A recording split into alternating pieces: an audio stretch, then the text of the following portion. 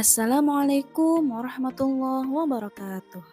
Selamat datang pada pembelajaran Pendidikan Agama Islam dan Budi Pekerti kelas 4 semester 1 untuk kurikulum Merdeka pada materi menyambut usia balik. Kenapa judulnya menyambut? Karena menyambut adalah sesuatu yang akan kita hadapi dan berusaha menyambutnya dengan penuh sukacita. Kenapa? Karena setiap orang pasti akan mengalami masa balik. Pada video kali ini akan membahas tentang tanda-tanda usia balik menurut ilmu fikih. Diharapkan peserta didik mampu menjelaskan pengertian balik, mampu menyebutkan tanda-tanda balik menurut ilmu fikih, mampu mendemonstrasikan tata cara mandi wajib, dan mampu memahami larangan-larangan bagi orang yang berhadas besar. Setiap manusia dewasa tidak ada yang tidak mengalami balik. Seluruhnya pasti akan mengalaminya. Mengapa kita harus mempersiapkan diri untuk menyambut usia balik?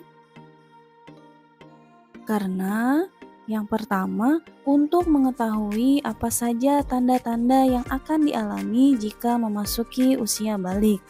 Yang kedua, agar kita memahami perubahan fisik dan emosi apa saja yang akan terjadi jika kita mengalaminya. Dan yang ketiga adalah yang paling penting untuk diketahui. Karena dalam agama Islam, istilah balik merupakan pertanda apakah seseorang sudah dapat dibebani kewajiban untuk menjalankan syariat Islam sepenuhnya atau belum. Bagi mereka yang sudah balik, maka berarti akan dikenai kewajiban atas dirinya untuk melaksanakan seluruh kewajiban. Ini adalah sebuah gambar perkembangan manusia. Semua manusia akan tumbuh semakin besar. Di fase manakah kalian sekarang? Tentunya kalian akan mengalami perubahan pada badan dan mental sesuai perkembangan usia.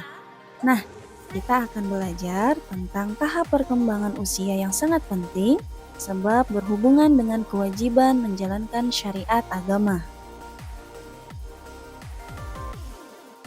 Apakah kalian telah mengetahui tanda-tanda balik menurut ilmu fikih? Jika belum mengetahuinya, yuk kita pelajari ciri-cirinya. Balik itu apa sih? Secara bahasa, balik berarti sampai.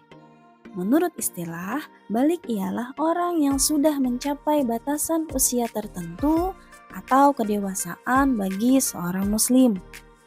Dalam usia tersebut, kiranya seseorang itu mampu untuk membedakan mana kebaikan dan mana yang batil, atau disebut juga orang mukallaf, yakni orang yang sudah dewasa dan sempurna akalnya. Oleh karena itu, orang yang sudah balik maka diwajibkan untuk melaksanakan semua kewajiban yang diperintahkan oleh Allah Subhanahu wa taala dan meninggalkan larangannya. Dalam hal ini ialah ilmu fikih. Ilmu fikih ialah ilmu tentang hukum Islam yang membahas tentang tata aturan ibadah yang berhubungan dengan Allah Subhanahu wa taala atau yang berhubungan dengan sesama manusia. Di antara bahasannya ialah tentang tanda-tanda balik. Apakah ada perbedaan dalam menyambut usia balik antara anak laki-laki dan perempuan? Tanda-tanda balik terjadi pada anak laki-laki dan perempuan yaitu mimpi basah atau ihtilam. Ada pula yang khusus terjadi pada perempuan saja, yaitu haid atau menstruasi. Pernahkah kalian mendengar istilah mimpi basah? Apabila kalian sudah mengalami mimpi basah, maka kalian bukan tergolong anak-anak lagi, tapi tergolong balik atau dewasa. Adapun tanda-tanda usia balik menurut ilmu fikih yaitu bagi anak laki-laki ditandai dengan keluar mani, baik disengaja maupun tidak disengaja, atau disebut juga dengan mimpi basah. Firman Allah Subhanahu wa Ta'ala pada Quran Surah An-Nur ayat 59. Bismillahirrahmanirrahim. وإذا بلغ الأطفال منكم الحلم فليستأذنوا كما استأذن الذين من قبلهم كذلك يبين الله لكم آياته والله عليم حكيم. Artinya, apabila anak-anak di antaramu telah sampai umur dewasa, hendaklah mereka meminta izin seperti halnya orang-orang yang telah dewasa sebelum mereka. Demikianlah Allah menjelaskan ayat-ayatnya kepadamu. Allah Maha Mengetahui lagi Maha Bijaksana. Ayat tersebut menjelaskan bahwa ketika seorang anak telah sampai masa balik, maka ketika akan masuk ke dalam rumah atau suatu kamar seseorang, diwajibkan untuk meminta izin dahulu sebagaimana orang-orang yang telah dewasa. Adapun tanda bagi anak perempuan yang sudah balik ialah mengalami haid atau menstruasi. Haid secara bahasa adalah aliran atau sesuatu yang mengalir. Haid secara istilah adalah darah yang keluar dari rahim perempuan pada waktu-waktu tertentu minimal sehari semalam dan maksimal 15 hari. Biasanya proses pertama kali haid terjadi di usia 9 tahun. Simaklah hadis berikut. An Aisyah radhiyallahu anha anin Nabi sallallahu alaihi wasallam annahu qala la yaqbalullah salata haidin illa bi khimar. Yang artinya dari Aisyah radhiyallahu anha dari Nabi Muhammad sallallahu alaihi wasallam bahwasanya beliau bersabda, Allah tidak menerima salat wanita yang sudah haid kecuali dengan memakai kerudung. Hadis tersebut penjelasannya ialah bahwa perempuan yang telah balik dan berakal tidak boleh sholat tanpa memakai khimar, sehingga terlihat kepala dan lehernya. Jika ia sholat dengan keadaan seperti itu, maka sholatnya batal. Berdasarkan sabda Nabi Muhammad SAW, Allah tidak menerima. Maksudnya adalah sholatnya tidak sah dan tidak bisa menggugurkan kewajiban.